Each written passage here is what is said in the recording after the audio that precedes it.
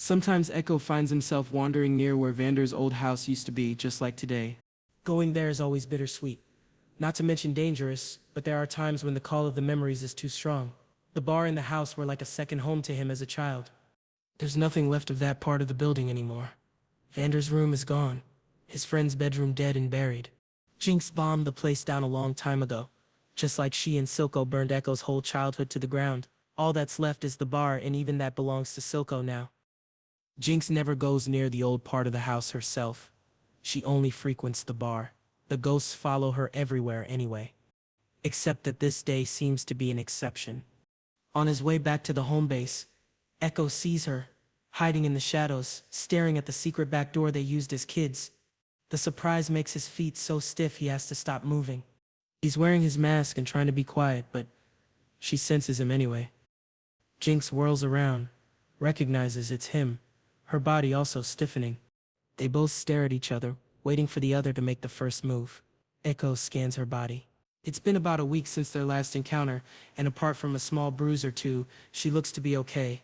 Blue eyes, bright and alert. He wishes he could say the same about his leg. Jinx reaches for her gun, and at last his body reacts to the danger in front of him. Ekko jumps on his hoverboard, wincing at the pain in his leg. He turns around, ready to flee, when an explosion takes him by surprise and knocks him off the hoverboard. He's quick to get back up on his feet, but the sharp pain in his ankle slows him down. Before he has time to prepare, Jinx is already on him. She goes straight for his face, fingernails leaving white marks on his mask.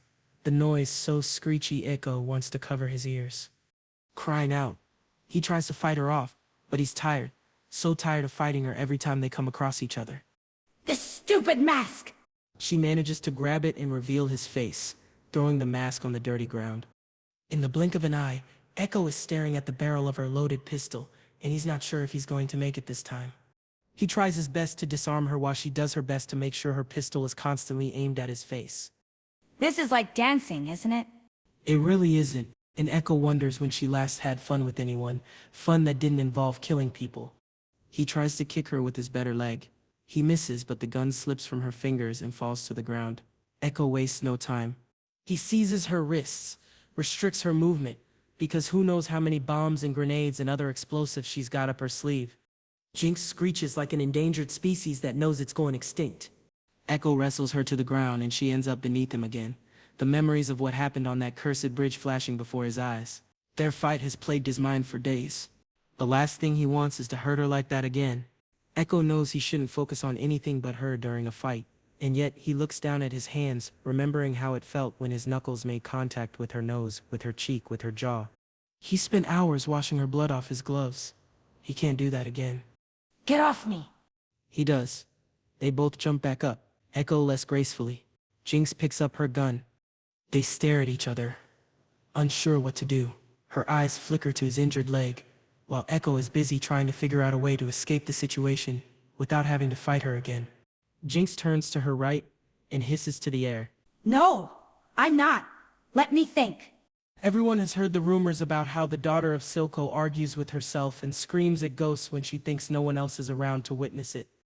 But Ekko has never seen it, with his own two eyes. Jinx turns back to him and bites her lower lip. Eyes the size of an ocean, openly vulnerable like a wound. Ekko is well acquainted with her venomous looks. Looks that say, "Of course it's you again, here to ruin my fun. Get ready to be blown up." He's not used to whatever this is. Jinx gestures towards his leg with her gun. Are you hurt? When he doesn't answer, she does a dramatic 360 spin and whines. What? You can't speak anymore? Sprained my ankle. Thanks to you.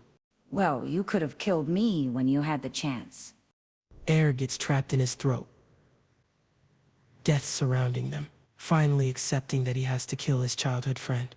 The flashes of powder he thought he saw in her. Jinx groans, bringing Ekko back to the present. But you didn't kill me, and I can't stop thinking about it. Ekko is dumbfounded. And it's driving me crazy. Crazier. And then you went and saved me from the explosion too. Why? Ekko hesitates. This is the longest conversation she has wanted to have with him in the past 8 years. You tried to blow us both up. How does that answer my question? Ekko doesn't know how to answer. Because I thought I recognized the old you. Because I don't kill people in cold blood like you do. Because I realized I still care about you. As messed up as that sounds. There's no way he can say any of that. So he opts to stay quiet and goes to pick up his hoverboard and his mask before putting it back on his face. He tries to remind himself that he gave up on her years ago. She's not worth his time. Sensing that he's going to leave without giving her an answer, Jinx aims her gun at his head again.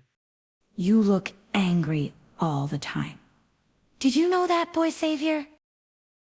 Ekko is glad he has the mask back on so that she can't see how that nickname still stings. You've been frowning so much that your eyebrows are stuck the way they are. Maybe that's just how I look at you.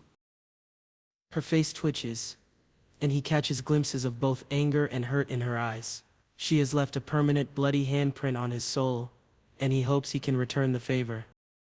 Ekko turns around to leave, and is surprised when she lets him.